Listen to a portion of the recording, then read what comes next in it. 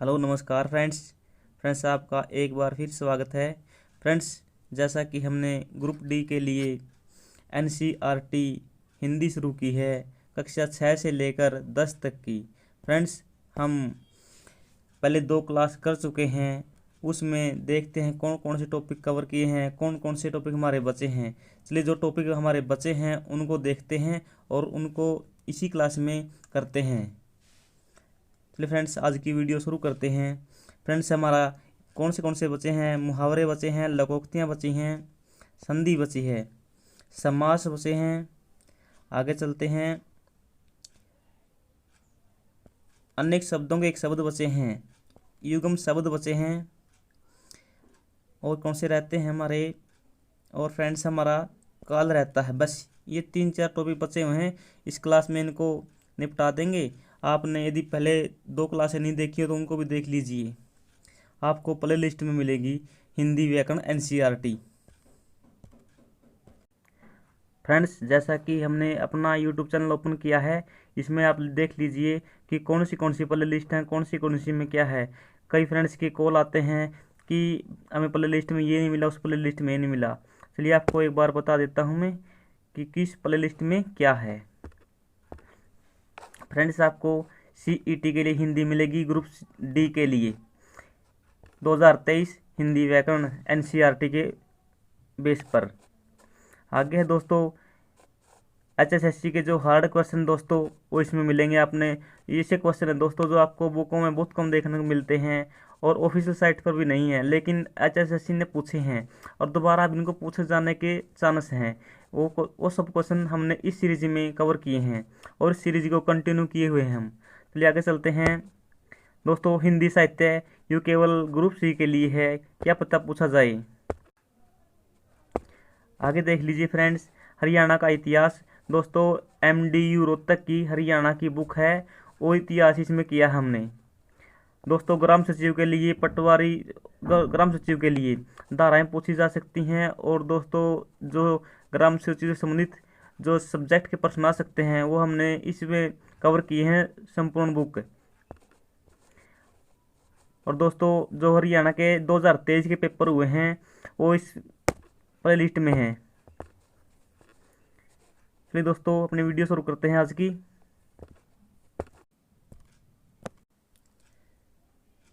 Friends, विराम चिन्ह देख लीजिए एक बार आप। विराम चिन्ह किसे कहते हैं? ये कक्षा 6 की बुक से लिया गया है फ्रेंड्स। पूर्ण विराम, पूर्ण विराम में आपको पता है जो वाक्यांश जब हमारा पूरा हो जाता है उसके बाद लगाया जाता है। अल्प विराम, जब थोड़ी देर के लिए रुकते हैं तो अल्प विराम लगता है। अर्ध विराम, अल्प विराम से ज़्यादा समय के लिए रुकता है लगता है। प्रश्नवाचक चिन्ह है, आप तो पता है जब प्रश्न पूछा जाता है उसमें लगता है। उद्धरण चिन्ह है, जबकि किसी को स्पेसिफिक दिखाते हैं, कोई विशेष होता है तो उसके लिए उद्धरण चिन्ह होते हैं। ये 2 उद्धरण चिन्ह होते हैं। आगे है कोष्टक। कोष्टक में कोई बात कही गई है लेकिन उसको अच्छे से समझाने के लिए उसको कोष्टक में रख देते हैं। जैसे कोई हिंदी का शब्द है उसको इंग्लिश में रख देते हैं, इंग्लिश का कोई हिंदी में रख देते हैं। इस प्रकार कोष्ट में रखा जाता है। कोष्ट भी 2 प्रकार की होती है, छोटी कोष्ट, बड़ी कोष्ट। विस्मादि बोधक, विस्मादि बोधक आपको पता है, इनको आश्चर्य, हर्ष, दुख, सुख के लिए लगाया जाता है। इन्हें फीलिंग में आते हैं हमारे दिल की। लागू चिन्ह है, कोई ज़्यादा बड़ा शब्द है उस शब्द को छोटा करके लिखने के लिए लागू चिन्हों का प्रयोग किया जाता है। जैसे डॉक्टर है, डॉक्टर कैसे लगा देते हैं, विशेषकर ये अंग्रेजी शब्दों के साथ लगता है, लागू चिन्ह है। निर्देशक चिन्ह है, बड़ा होता है, और योजक चिन्ह है, छोटा होता है। योजक चिन्ह द्वंद्व समास है उसके में लगता है ज़्यादातर। जैसे माता पिता, भाई बहन, इनमें द्वंद्व समास का प्रयोग होता है और इनमें योजक चिन्ह लगा जाता है। फ्रेंड्स, कुछ विराम चिन्ह जो बचे रह गए थे वो मैंने मेरे नोट्स से कवर किए हैं ताकि एग्ज़ाम में आपका इनसे बार कोई भी प्रश्न न आए। यदि इनसे प्रश्न आए तो आपका एग्ज़ाम में प्रश्न वो सही बने। चलिए दोस्तों, शुरू करते हैं। आपने इसमें से कौन से बाकी रह गए थे आपको बता देता हूँ मैं। फ्रेंड्स, हंसपद और विवरण चिन्ह है, ये दो नहीं थे उसमें। हंसपद त्रिपुटी पूरक बोलते हैं। जैसे दोस्तों हम कुछ लिखते हैं, लिखते लिखते हमारा कोई लाइन मेरा शब्द रह जाता है, तो उस शब्द को हम ऐसे करके ऐसे लिख कर यहाँ पर लिख देते हैं उसको, इसको बोलते हैं हंसपद। त्रिपुटिक विवरण चिन्ह है। विवरण चिन्ह दोस्तों किसी का विवरण देना है तो वो लिखते हैं, तो इस प्रकार से लगाते हैं और फिर आगे विवरण दे देते हैं उसका। चलिए एक बार देख लेते हैं इनको। पूर्ण विराम, वाक्य के पूर्ण या समाप्त होने पर कुछ समय के लिए विराम लगा जाता है। जैसे हम पढ़ते पढ़ते चलते हैं, ये पूर्ण विराम आ जाता है तो कुछ समय के लिए वहाँ पर रुकना होता है, हमेशा वाक्य के अंत में आता है। अल्प विराम, जब वाक्य में कुछ समय के लिए रुका जाता है, एक ही प्रकार के दो या दो से अधिक शब्दों के पदबंधों को अलग अलग दिखाने के लिए, जैसे राम, श्याम, मोहन, सोहन। आगे है संबोधन के बाद आयुष, आयुष, तुम। संबोधन यानी किसी को संबोधित करते हुए, किसी को कुछ कहते हुए, तुम इधर आओ, हे राम, हे राम। पत्र में भगवदीय, श्रीमान, सेवा में, पता लिखने के बाद क्या आता है, अल्प विराम का प्रयोग किया जाता है। चलिए आगे देखते हैं। और बाकी जो आगे अर्ध विराम दिया है, पूर्ण विराम और अल्प विराम के बीच का चिन्ह है। विराम से कम, अल्प विराम से अधिक समय लगता है। यानी क्या बात है, पूर्ण विराम से तो इसमें और अल्प विराम के बीच का है, यूँ इसके और इसके बीच का है।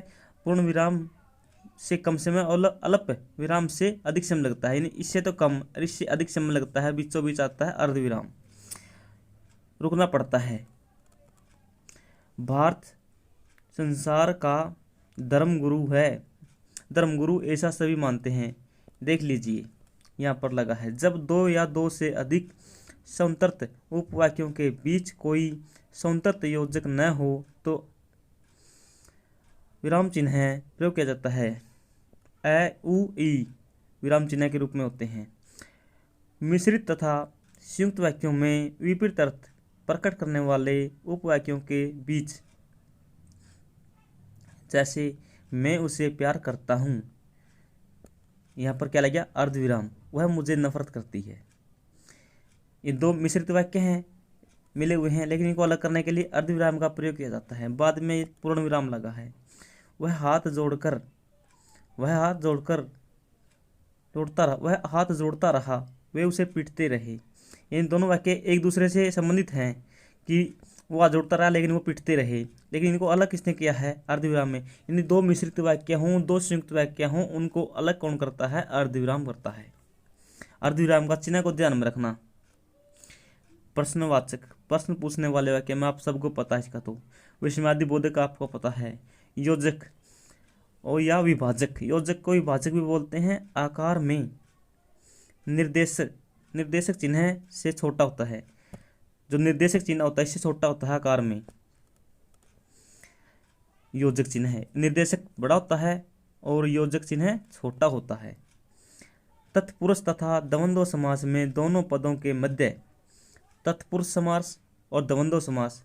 द्वंद्व समास को आपको पता है, जैसे माता पिता, भाई बहन, ये द्वंद्व समास, इसमें जोड़ा होता है, इन दोनों के बीच में जोड़े हैं, इन दोनों, इनके बीच में लगता है योजक। तत्पुरुष समास में भी ऐसे ही लगता है, जैसे रसोई का घर, रसोई घर, रसोई के का घर या रसोई के लिए घर, इनके बीच में कौन लगा, योजक चिन्ह है। ऐसे विभाजक चिन्ह बोलते हैं। युद्ध भूमि, युद्ध की भूमि, जैसे युद्ध की भूमि के आगे डॉट डॉट डॉट डॉट लगाते हैं, ये भी क्या है, योजक है। मध्य अर्थ के लिए कर्षण सुदामा, यानी मध्य अर्थ वही बात है, द्वंद्व समास वाली बात है। मध्य अर्थ द्वंद्व समास वाली बात है कि दो के बीच लगता है जहाँ पर जोड़ा हो। आगे चलते हैं। कालका, हावड़ा रेल, क्या है, ये दोनों को जोड़ रहा है। ये योजक का मतलब क्या था, योजक, योजन, योजक जोड़ना, विभाजक विभाजन करना, जोड़ना या विभाजन का काम करता है कौन, योजक। शब्दों के द्वितत्व रूप में, जैसे सैन सैन, धीरे धीरे, हंसते हंसते, साथ साथ, कभी कभी, इन सब के बीच क्या लगता है, योजक। आपसे एग्जाम में पूछा जा सकता है कि इनके बीच क्या लगता है। आगे है शब्द युग्मों के साथ पानी, वाणी, भीड़ भाड़। संख्याओं के मध्य 2 या 2 से 3/4 होता है। ऊपर विराम चिन्ह दिए, उप विराम चिन्ह है। उप विराम चिन्ह, इसको आप विसर्ग भी बोल सकते हो। उप विराम चिन्ह फॉर मीन्स विसर्ग, कथन को अलग अलग दिखाया हो। प्रदूषण एक अभिशाप है, विज्ञान एक वरदान है, यानी जो कथन है वाक्य उसको अलग अलग दिखाया गया हो। आगे है निर्देशक, जो योजक होता है, विभाजक होता है, उससे क्या होता है, ये बड़ा होता है आकार में। किसी वाक्यांश या पद की व्याख्या करने के लिए, किसी पद की या वाक्य की व्याख्या करने के लिए होता है इसका प्रयोग। तुम मेहनत करो, फल अवश्य मिलेगा। कौन सा चिन्ह प्रयोग हुआ है, निर्देशक। किसी के द्वारा कहे गए कथन को उद्धृत करने के लिए गांधी ने कहा था, निर्देशक चिन्ह का प्रयोग हुआ है यहाँ पर। सत्य और अहिंसा से हमारी आज़ादी, हम आज़ाद हुए हैं।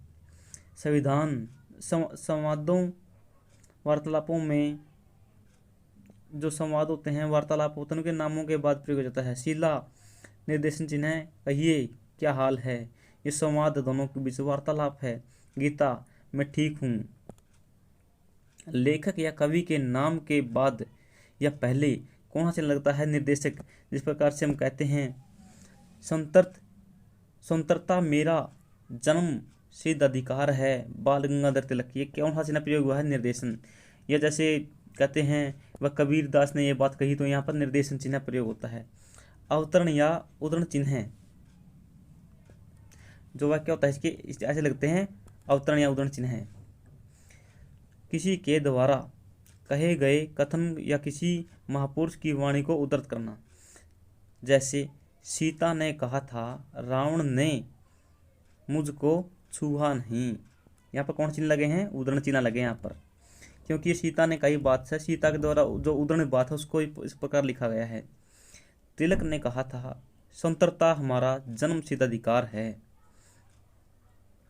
नाम, उपनाम, पुस्तक और इनके द्वारा कहे गए जो उद्धरण बातें होती हैं उनको उद्धरण चिन्ह में रखा जाता है। प्रसाद, निराला, गोदान।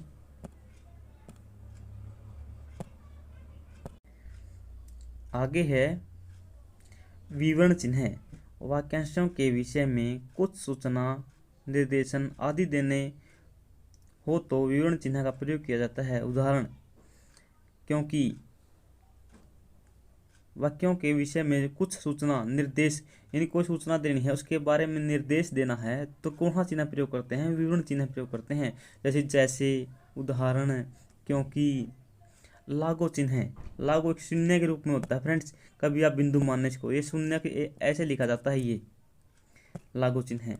किसी शून्य के रूप में किसी बड़े अक्षर को संक्षिप्त रूप में लिखने के लिए प्रयोग किया जाता है। डॉक्टर, प्रोफेसर, जैसे हम हरियाणा लिखते हैं, ये ऐसे कर देते हैं, अरे ऐसे कर देते हैं फिर हरियाणा। फ्रेंड्स, यदि आपको बीच में कहीं वीडियो रुकी मिले तो आप बता सकते हैं कि ये पार्ट बचा है, ये रह गया है हिंदी का, तो हम उसको दोबारा से कवर कर देंगे छोटी वीडियो में। आपके द्वारा जो कहा जाएगा उसको अवश्य पूरा किया जाएगा। आप डिमांड करो, डिमांड पूरी होगी आपकी। और दोस्तों, आप किसी भी क्वेरी के लिए कॉन्टैक्ट कर सकते हैं, चाहे हरियाणा के संबंधित एग्जाम की किसी प्रकार की जानकारी हो। आप मेरा नंबर लिख लीजिए, जो स्क्रीन पर लिख देता हूँ मैं एक बार, 87 087 80 646 87 087 80 746। फ्रेंड्स, आगे दिया है कोष्टक। कठिन शब्दों को स्पष्ट करने के लिए लिखा जाता है। जैसे लौकिक यानी संसारिक, परलौकिक ईश्वरीय, यानी सीधी ही बात है, जो शब्द लिखा है उसको अच्छी तरह समझाने के लिए कोष्टक में दूसरा शब्द रखा जाता है। आगे है हंसपद त्रिपुटक। जैसे मैंने आपको पहले बताया था, हंसपद त्रिपुटक क्या होता है, वाक्य लिखते समय जब कोई शब्द या अंश छूट जाता है तो इस चिन्ह को लगाकर उस शब्द को ऊपर लिखते हैं। जैसे राम सीता को ले गया। कौन ले गया? यहाँ पर लग गया ये रावण सीता को ले गया, उठा ले गया, उठा यहाँ पर लगा, उठा भूल गया आप, उठा ले गया। जैसे मैंने कविता से किया था, क्या किया था भूल गया लिखना, फिर आपने अपन लिख दिया यहाँ पर क्या प्यार, ऐसे करो ऐसे करो। ये क्या उदाहरण हास्यपद या त्रिपुटक। त्रिपुटक से आप समझ सकते हैं कि कोई त्रुटि रह गई है तो उसके लिखा जाता है। चलिए आगे देखते हैं अदर क्वेश्चंस। विराम चिन्ह से बन सकते हैं। विराम चिन्ह है अंग्रेजी भाषा, लेकिन पूर्ण विराम अंग्रेजी भाषा से लिया गया है। कामता प्रसाद के अनुसार विराम चिन्हों की संख्या कितनी है? 20 है। पूछी जा सकती है एग्जाम में, याद रखना इस बात को। आगे है रेखांकन चिन्ह है। वाक्य में महत्वपूर्ण शब्द, पद, वाक्यांशों रेखांकित करने के लिए प्रयोग किया जाता है। आपको पता है रेखांकित किस चीज को अंडरलाइन करना। पदलोप चिन्ह है। जब वाक्य या अनुच्छेद में कुछ अंश छोड़कर लिखा हो तो लोप चिन्ह का प्रयोग किया जाता है। जैसे राम ने मोहन को कहा कि खालिस्तान, क्या कहा, इन्हें बोलते हैं लोप चिन्ह हैं। जो ये लोप चिन्ह होते हैं, इन्हें लोप चिन्ह बोला जाता है। राम ने मोहन को कहा कि वह कल जाएगा, कल आएगा, क्या खाएगा, क्या पिया, क्या कहा। राम मैं सामान उठा लूंगा पर इसमें ज्यादा वजन है। पुनरुक्ति सूचक, इसका प्रयोग ऊपर लिखे वाक्य शब्द को दोबारा लिखने के बजाय, जैसे हम दो फ्रेंड्स लिखते हैं, लगा जाता है। जैसे राम ने खाना खाया, राम ने पानी पिया, यहाँ पर क्या लगा दिया, ये चीज लगा दिया। राम सो गया, ये चीज लगा जाते हैं। जैसे यहाँ पर गाय लिख दी, गाय घास खाती है, गाय पानी पीती है, गाय दूध देती है। इन्हें क्या बोलते हैं? पुनरुक्ति चिन्ह बोलते हैं फ्रेंड्स। आगे है युग्म शब्द। देख लेते हैं क्या हमारे सिलेबस में युग्म शब्द दिया है या नहीं। फ्रेंड्स हम आ चुके हैं, स्क्रीन पर देख रहे हैं CET Haryana Hindi syllabus. Friends हमने अभी किया है युग्म शब्द। देखते हैं, हाँ युग्म शब्द दिया हमारे सिलेबस में। इससे पहले हमने क्या किया था? विराम चिन्ह। देख लीजिए विराम चिन्ह सिलेबस में दिया है या नहीं कहीं। फ्रेंड्स जैसा कि आप देख रहे हैं विराम चिन्ह हमारे सिलेबस में दिया है, जो हमने बिल्कुल ठीक किया। अब करते हैं युग्म शब्द। युग्म शब्द वे शब्द जिनका उच्चारण या ध्वनियाँ प्राय समान होते हैं किंतु उनके अर्थ भिन्न भिन्न होते हैं, उन्हें युग्म शब्द कहते हैं। अन्य नाम है समोच्च पराय विभिन्नार्थक शब्द।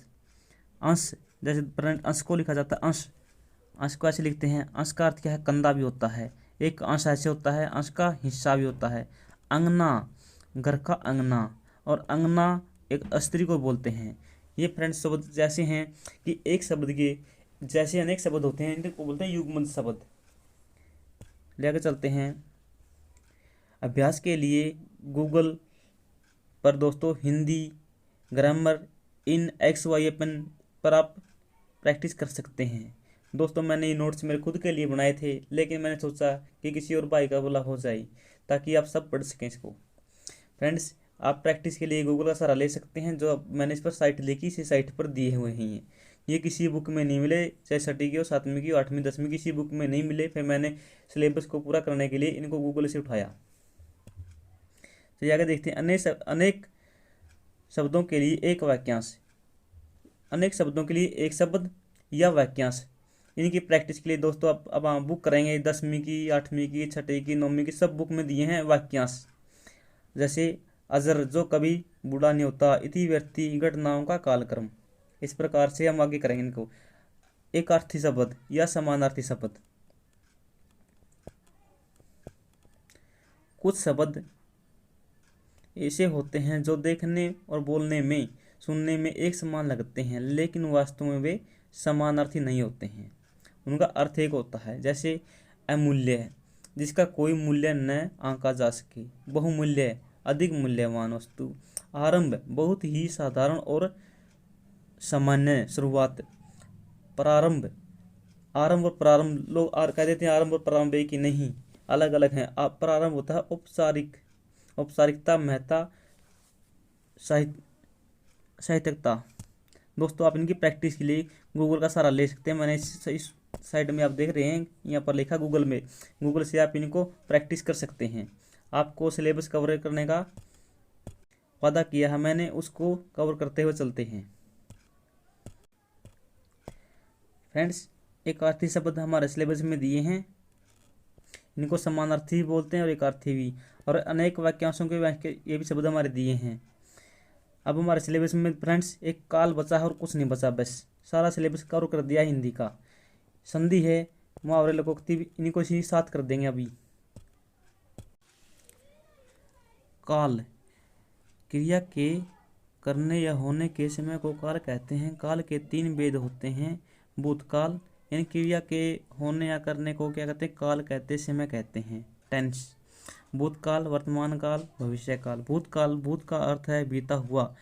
क्रिया के जिस रूप से यह पता चलता है कि क्रिया का व्यापार पर समाप्त हो चुका है, यानी जो क्रिया है पहले ही समाप्त हो चुकी है, उसका पता चलता है भूतकाल से। जैसे सीता ने खाना पकाया, यानी कि सीता खाना पका चुकी है पहले ही।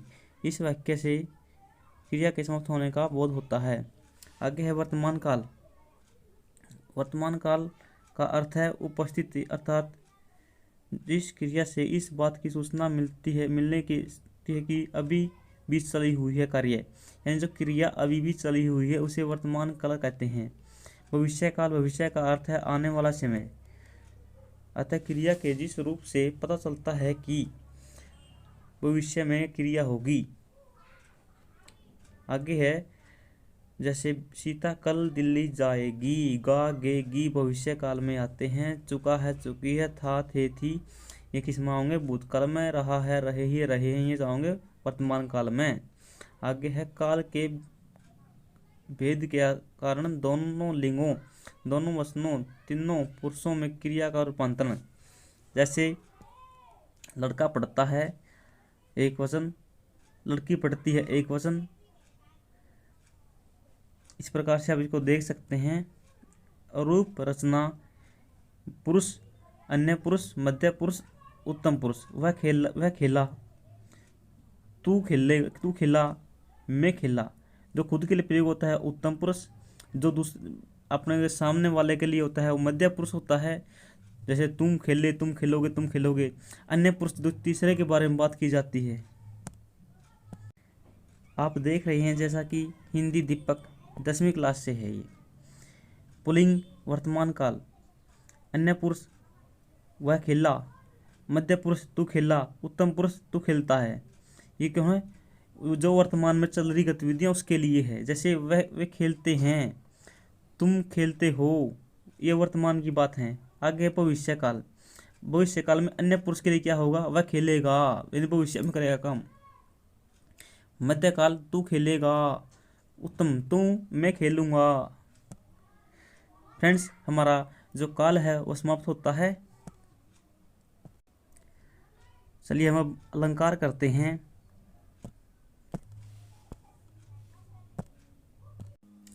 अलंकार, अलंकार का अर्थ होता है आभूषण, गहना। वाक्य के शब्दों तथा अर्थों में काव्य सौंदर्य में वृद्धि करते हैं। काव्य सौंदर्य बढ़ाने वाले चमत्कार को व्याकरण में अलंकार कहते हैं। आपसे इनका अर्थ पूछा जा सकता है, ध्यान में रखना थोड़ा। अलंकार के भेद कितने होते हैं फ्रेंड्स? वैसे बुक तो मानती हैं 3 भेद इनके, लेकिन NCERT है दो मानती है। कौन? शब्दालंकार और अर्थालंकार। उभय अलंकार नहीं मानती है, लेकिन आचार्य भोज मानते हैं कि उभय अलंकार भी है। एग्जाम में जो पूछा जाए आचार्य भोज के अनुसार कौन सा अलंकार है, तो उभय अलंकार आप ध्यान में रखना।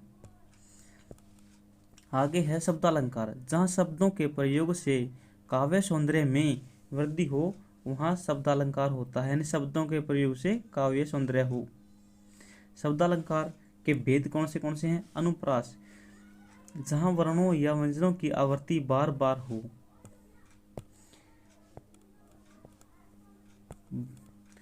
एक से अधिक बार होने पर अनुप्रास अलंकार होता है। जैसे चारु चंदर की चल चल किरणें, च की आवृत्ति यहाँ पर बार बार, तो यहाँ पर अनुप्रास हुआ। यमक, जहाँ एक शब्द से अधिक बार आए परंतु हर बार क्या है, परंतु हर बार अलग अलग अर्थ लेकर आए। कोई शब्द कितनी बार आओ, एक शब्द एक बार आया, दूसरी बार आया, तीन बार आया, लेकिन तीनों बार अलग अलग अर्थ हों तो उसे बोलते हैं यमक अलंकार। जहाँ एक शब्द से अधिक बार आए लेकिन हर बार अर्थ लेकर अलग आए। जैसे काली घटा का घमंड घटा, घटा घटा का अर्थ क्या है, काले बादल, काले बादल। घटा का अर्थ है कम होना, नहीं किसी का घटना। आगे है सलेश। सलेश का आपको पता है यमक है, यमक के बिल्कुल उल्टा होता है। यहाँ पर एक शब्द होता है लेकिन एक शब्द के अनेक अर्थ होते हैं। जैसे कनक, कनक कनक ते मादुकता से तो गुनाए। यहाँ जैसे कनक है, एक का कनक दतूरा, एक कनक सोना, एक कनक गेहूं होता है, इनका अर्थ अलग अलग होता है, यानी इसके साथ चिपके हुए होते हैं, इसके अलग अलग अर्थ होते हैं। आगे है वक्रोक्ति। फ्रेंड्स, मैंने वो अलंकार यहाँ पर किए हैं जो आपको आसानी से किसी बुक में नहीं मिलते, लेकिन आपने देखा था एनटी ने ग्रुप सी का जो एग्जाम लिया था उसमें ऐसे मुश्किल और कठोर पूछे गए थे, जो मैंने इसमें कवर करने की कोशिश की है। और आशा करता हूँ कि आपको मैं हिंदी व्याकरण अच्छे से करा पाया हूँ। वक्ता के कथन को श्रोता जानबूझकर अन्य हरि अन्य प्रयोग कर, अन्य अर्थ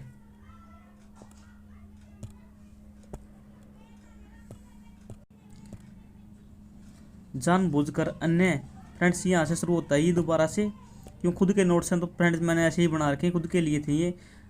अर्थ ले अथवा अन्य भाव निकाले, वक्ता के कथन का स्रोत जानबूझकर अन्य। ये मान ले कोई कह तो दे कुछ लेकिन उसका अर्थ उल्टा मान ले। जैसे हरि कृष्ण या वानर कहा, हरि बसो किसी कानन। ये मान लीजिए बात यह है कि जो कृष्ण बाहर जा रहा था वो घर पे आया और बोला मैं कृष्ण भगवान हूँ। बोला कृष्ण भगवान ने बोला क्या करा, बोला तो स्वर्ग में जाए तू। इस प्रकार और उसके अलग अलग अर्थ निकाल ले। घर पे कोई बाहर आ जाए, मान लीजिए अपना हरियाणवी भाषा में कहा जाता है, एक बार की बात है कि घर पे कोई बाहर से आया, बोले भाई कौन है, बोले मैं बाजा हूँ, बोले बरे बाजे जा फिर तो। वह बात है इसमें कि उसके नाम का अर्थ जानबूझ कर और में काट दे। ये मान लीजिए घर पे आया कोई, बाहर से बोला भाई कौन है, बोले भाई मैं कृष्ण हूँ। भाई कृष्ण लड़के का रखा तो तेरी गोपियां तो जाए। इस प्रकार से उसका नाम तो कुछ है लेकिन उसका अर्थ जानबूझकर और कुछ निकाला जाए तो उसे बोलते हैं वक्रोक्ति। वक्रोक्ति याद रखना होगा, आपको एग्जाम में पूछा जा सकता है कि नाम कुछ है लेकिन उसका अर्थ कुछ और निकाला जाए जानबूझकर। आगे है संदेह, जहाँ उपमेय उपमान में द्विविधता रहे कि कौन क्या करे, वहाँ संदेह रहता है, यानी द्विविधा रहे। भाई द्विविधा का मतलब होता है आपको पता, संदेह होता है किसी काम को लिए द्विविधा रहे। जैसे कंदो व्योम विथिका भरे बुरी कुदुम केतु, यानी आपको संदेह हो कि भाई वहाँ पर वह चीज़ मिलेगी या नहीं मिलेगी, वो वहाँ मिलेगा या नहीं मिलेगा। संदेह में कौन सा प्रयोग होता है, संदेह होता है अलंकार प्रयोग, डाउट हो जहाँ पर। भ्रम भ्रांति, उपमेय और उपमान में सादृश्यता के कारण, उपमेय और उपमान में सादृश्यता के कारण बुद्धि किसी निश्चित पर आए मगर वह निश्चित गलत हो। जैसे नाक का मोती अदर की कांति से, बीज दांडिम का समझकर भ्रांति से। आपको एक छोटा उदाहरण देकर समझाता हूँ कि भ्रम भ्रांति क्या होता है। मान लीजिए आप किसी लड़की से प्यार करते हैं लेकिन आप चाहते हैं कि वो लड़की मुझसे प्यार करती है, लेकिन वो लड़की आपसे प्यार न करती हो तो आपका क्या हुआ, भ्रम हुआ और आपकी गलत हुई। यानी भ्रम भ्रांति, जहाँ पर आपके द्वारा समझा जाए कि वो सही होगा लेकिन वास्तव में गलत मिले आपको, यहाँ पर होता है भ्रम भ्रांति अलंकार। अन्यकृति अलंकार, इसमें किसी के नाम पर बाण चलाकर किसी दूसरे को घायल किया जाता है। इसे अप्रस्तुति प्रशंसा अलंकार भी कहते हैं। कौन सा?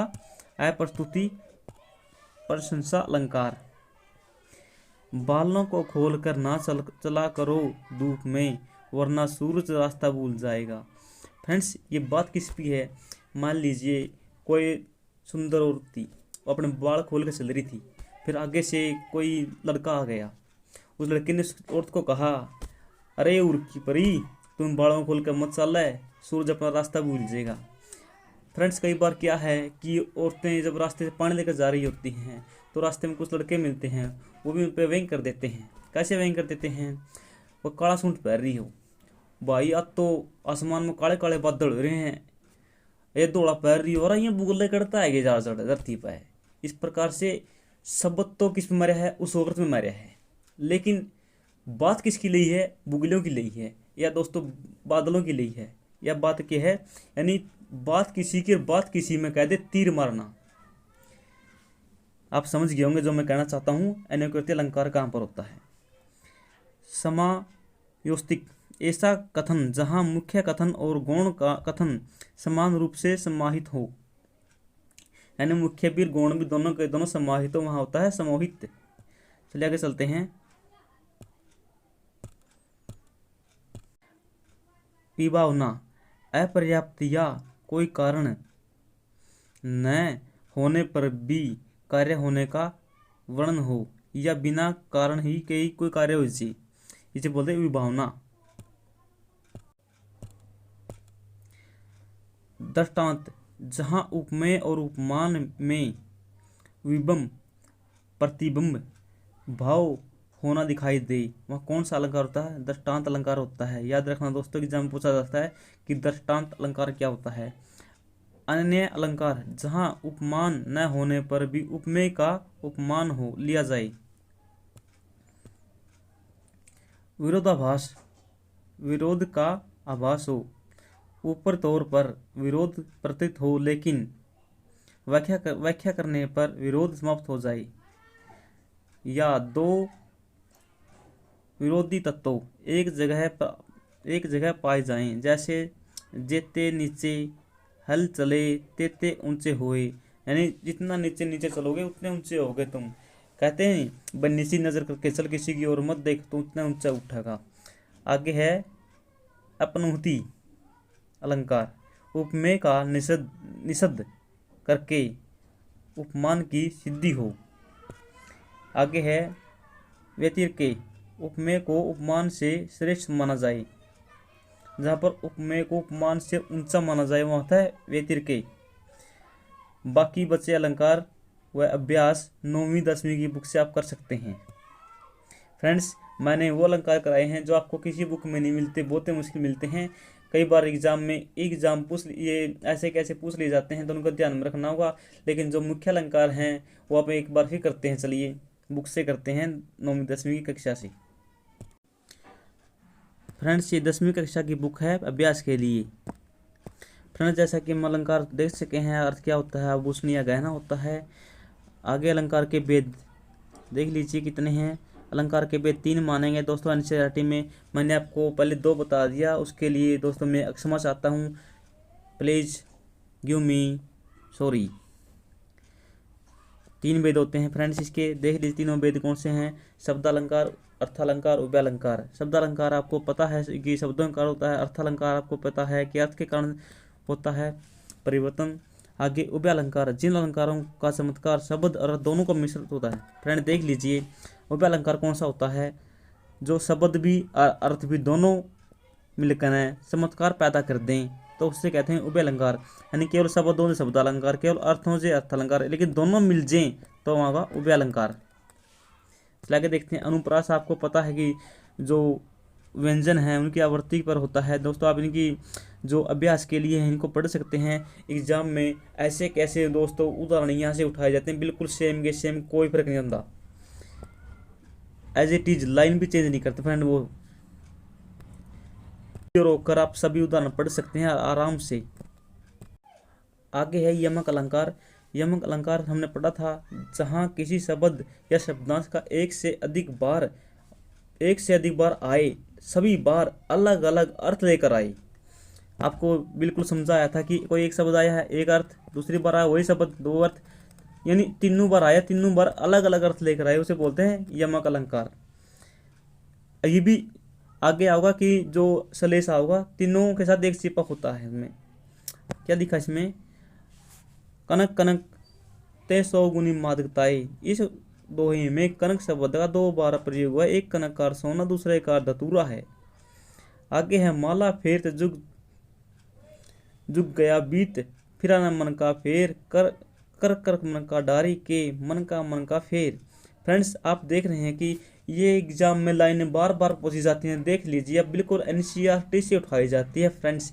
जो 10वीं 8वीं 9वीं कक्षा में जो एनसीईआरटी दी है तो फ्रेंड्स गाइड में, ये सेम की सेम जो एनसीईआरटी की बुक है वहाँ से कॉपी की गई, डिटो की डिटो, इसमें कोई परिवर्तन नहीं फ्रेंड्स। वे के वे उदाहरण क्यों देख लीजिए, आप वीडियो रोककर आराम से पढ़ लीजिए ताकि एग्जाम में आपका क्वेश्चन सोल्व हो जाए आसानी से। आगे है श्लेष, जहाँ एक शब्द के एक बार प्रयुक्त होने पर 2 अर्थ दे। यानी फ्रेंड्स यहाँ पर क्या बात कहना चाह रही हूँ कि एक शब्द आ गया, अर्थ 2 दे वही, उसे कहते हैं श्लेष। यानी इसके साथ 2 अर्थ चिपके हुए हैं एक के साथ। जैसे आपको मनुष्य नल के पानी के समान ही है, इसमें बताया गया है कि नर और नल नीर दोनों में समान है, अर्थ एक है, इसमें ये बताएगी बात। देख ली दूसरे उदाहरण में, मधुवन की छाती को देखो, सूखी कितनी इसकी कलियां। कलियां शब्द का प्रयोग एक बार हुआ है, किंतु इसमें अर्थ की विभिन्नता है। आप इन उदाहरणों को पढ़ लीजिए। उपमा अलंकार, जहाँ किसी वस्तु पदार्थ या व्यक्ति के गुण रूप दशा आदि की उत्कर्ष बनाने के लिए किसी लोक प्रचलित या लोक प्रसिद्ध व्यक्ति से तुलना की जाए। फ्रेंड्स यहाँ पर बात ये कह रहा है कि लोक प्रसिद्ध कोई व्यक्ति है या कोई प्रचलित भाषा है, उसकी दोस्तों तुलना की जाए आज से। जैसे आप कह दें कि भाई मोदी तो योगी है, योगी तो मोदी है। योगी की तुलना किसके साथ की है हमने, मोदी के साथ की है, यानी तुलना की जाए जिसकी, क्योंकि मोदी बहुत प्रचलित है, इसीलिए इसको बोलते हैं उपमा अलंकार। फ्रेंड्स सीधी सी बात है कि इसमें एक तुलना की जाए ठीक है, वो आपको ध्यान में रहे, बिल्कुल अच्छी बात है। एग्जाम में पूछ लिया जाए कि लोक प्रचलित या लोक प्रसिद्ध व्यक्ति की तुलना किस में की जाती है, उपमा या उपमेय किस में की जाती है, तो उपमा में, ध्यान रखना। लेकिन आपको वाक्य में सा सी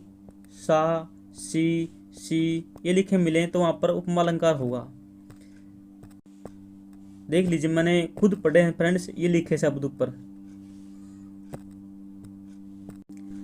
फ्रेंड्स लोक प्रसिद्ध भाषाओं में किसकी तुलना की जाती है, गुणों की तुलना की जाती है, दशा रूप आदि की तुलना की जाती है। जैसे मोदी और योगी की बात मैंने बताई थी, जो योगी है आगे ऐसी बात कही जाती है कि आगे ये प्रधानमंत्री पीएम बनेगा, क्योंकि इसमें पीएम मोदी वाले गुण हैं सेम, इन्हीं गुणों की तुलना की गई है। ये बाबू किसी ने कह दिया कोई काला व्यक्ति है, उसको कहेंगे वो एक काला तोवा, उसकी रंग है, उसकी तुलना की गई है किसके साथ, रंग के साथ, क्योंकि वो भी काला है, तोवा का रंग भी काला होता है। इस प्रकार से तुलना की जाए किसकी, रंग की, रूप की, गुण की, लोक प्रचलित व्यक्ति हो या कोई भाषा हो फ्रेंड्स, उसकी तुलना की जाती है, उसमें होती है उपमा, उपमेय, उपमा अलंकार। इसमें मैंने आपको बताए थे सा सी सिरस से तुलना की जाए, के समान भी आ सकता है और सरिस इनको ध्यान में रखना होगा। ये शब्द आपको देखे मिले तो आप वहां पर आंख मीच के उपमा अलंकार लगा सकते हैं। एक बात और ध्यान रखना फ्रेंड्स, जो उपमा होता है उसमें के जैसा शब्द प्रयोग होता है, के जैसा, के जैसा। जैसे योगी मोदी जैसा, और क्या प्रचलित भाषाएं हूं इसमें के जैसा प्रयोग शब्द होता है, के जैसा, याद रखना के जैसा।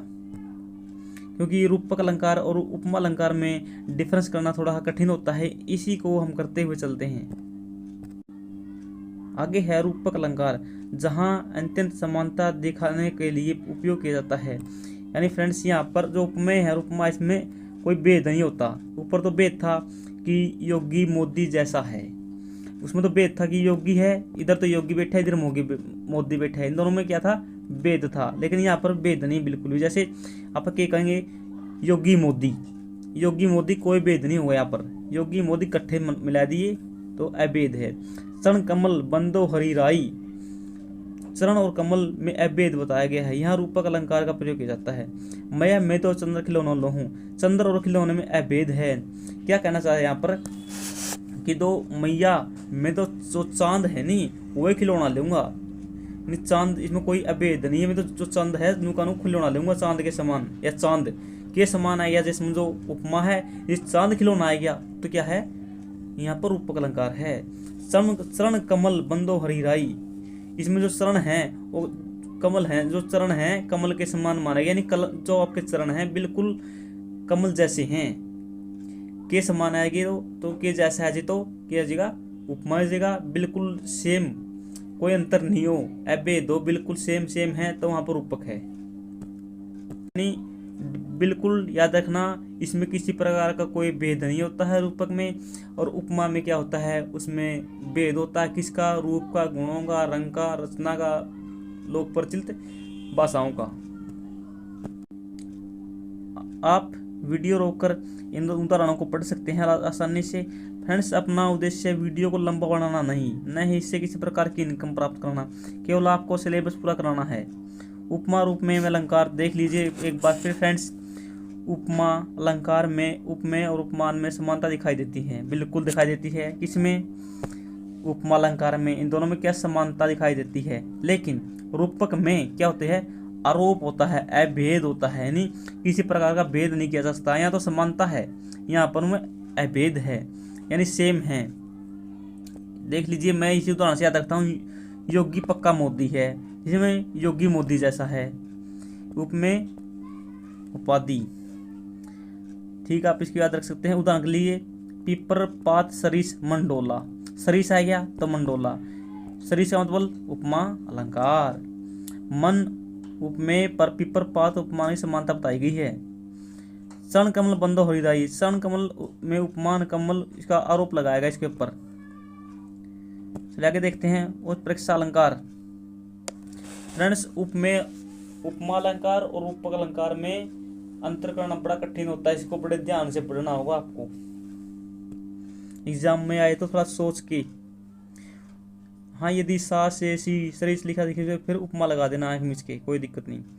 उत्प्रेक्षा अलंकार किसे कहते हैं, जहां समानता के कारण उपमेय में उपमान की संभावना कल्पना की जाए। यानी फ्रेंड्स, यहाँ पर किसकी बात है, कल्पना की संभावना है, कल्पना, वास्तविकता नहीं है। जैसे हम कह सकते हैं कि शायद आज वर्षा होगी, कल्पना है, या संभव है कि तुम परीक्षा में पास हो जाओगे, संभावना है कि तुम परीक्षा में पास हो जाओगे, क्या है, कल्पना है। यानी कोरी कल्पना और संभावना है, जो थोड़ा की है उत्प्रेक्षा अलंकार। जैसे योगी मोदी हो सकता है, फ्रेंड्स दो उदाहरण रखना, योगी मोदी हो सकता है, यहाँ पर क्या है, पक्का नहीं बेरा वो बजेगा या नहीं हो जाएगा, संभावना है या कल्पना कर सकते हैं आप। इसमें कौन से शब्द आएंगे फ्रेंड्स, देख लीजिए एक बार। इसमें आएंगे मानो, मनु, मनहू, मनो, आगे जानो, आगे जनहू, आगे है जना। फ्रेंड्स, जहाँ ये शब्द लिखे मिल जाए आपको, वहाँ पर वो परीक्षा अलंकार होगा। यदि इसकी परिभाषा पूछी जाए तो संभावना और कल्पना दिया मिलेगा। मानो, मानो, मनो, ये मिलेंगे फ्रेंड, देख लीजिए आप, ये मानो। आगे है मानवीयकरण अलंकार, जहाँ जड़ प्रकृति पर मानवीय भावनाओं या क्रियाओं का आरोप हो, मानवीय अलंकार होता है। यानी सीधी सी बात है, कोई प्राकृतिक चीज है उस पर मानव का आरोप लगाया जाए कि ये मानव जैसी है, तो उस पर क्या वहाँ अलंकार होगा? मानवीयकरण अलंकार। जैसे लो ये लतिका भी भर लाई। लतिका यहाँ पर किसको बनाया गया है? एक लता है कि वो बेल है। क्या बेल कभी पानी ला के भर सकती है? नहीं ला सकती। यहाँ पर इसका मानवीयकरण किया गया, लो ये लता पानी भर लाई। इस प्रकार मानवीयकरण अलंकार है यहाँ पर। लो ये लतिका भी भर लाई, मधु मुकुल नवल रस गागरी। क्या कभी भर के ला सकती है लता पानी? नहीं ला सकती। यहाँ पर इसका लता का मानवीयकरण किया गया है। यानी कोई प्राकृतिक चीज होगी उसका मानवीयकरण किया जाएगा, तो वहां पर मानवीयकरण अलंकार होगा।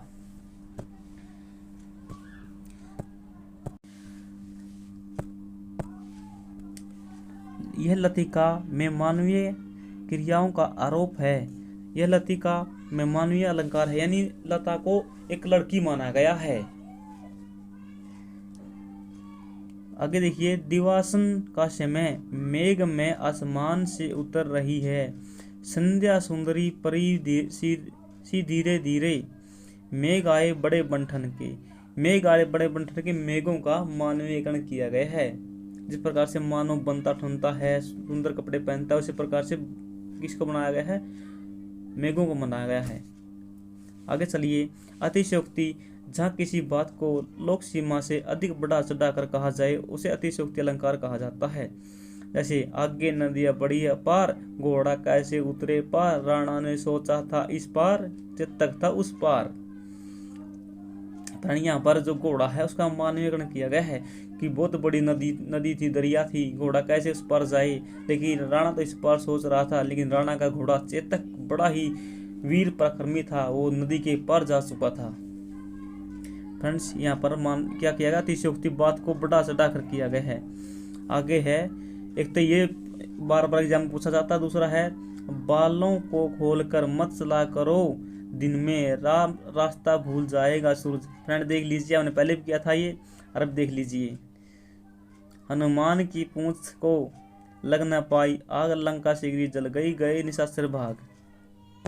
आगे है, तेरे बालों की क्या अदा है, जिसने सूरज को रोक दिया है, मैं तो एक इंसान हूँ, तुमने तो देवताओं को भी मोह लिया है। फ्रेंड किस पे ही एक प्रेमी अपनी प्रेमिका को कहता है ये बातें। आगे अलंकार किसे कहते हैं आप पढ़ सकते हैं। शब्द अलंकार में अर्थ देख सकते हैं, उपमा अलंकार की परिभाषा देख सकते हैं। ये सब फ्रेंड्स आपकी प्रैक्टिस के लिए है। आपकी प्रैक्टिस के लिए कोई कमी नहीं रहने दी जाएगी, साथ साथ वीडियो में ही। फ्रेंड्स, आप इसको प्रैक्टिस सेट के रूप में प्रयोग कर सकते हैं।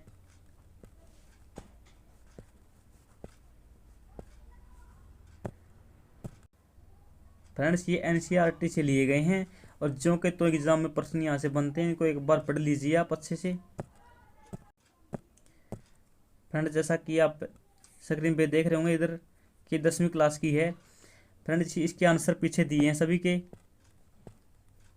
ये आंसर है। फ्रेंड्स, आप देख सकते हैं, इनको पढ़ सकते हैं।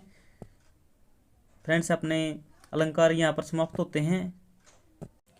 फ्रेंड्स, हमारे 4 टॉपिक बचे हैं, मुहावरे, लोकोक्तियाँ, समास, और एक बचा है एक ये शब्द जो वाक्यांश होते हैं वो बचे हैं।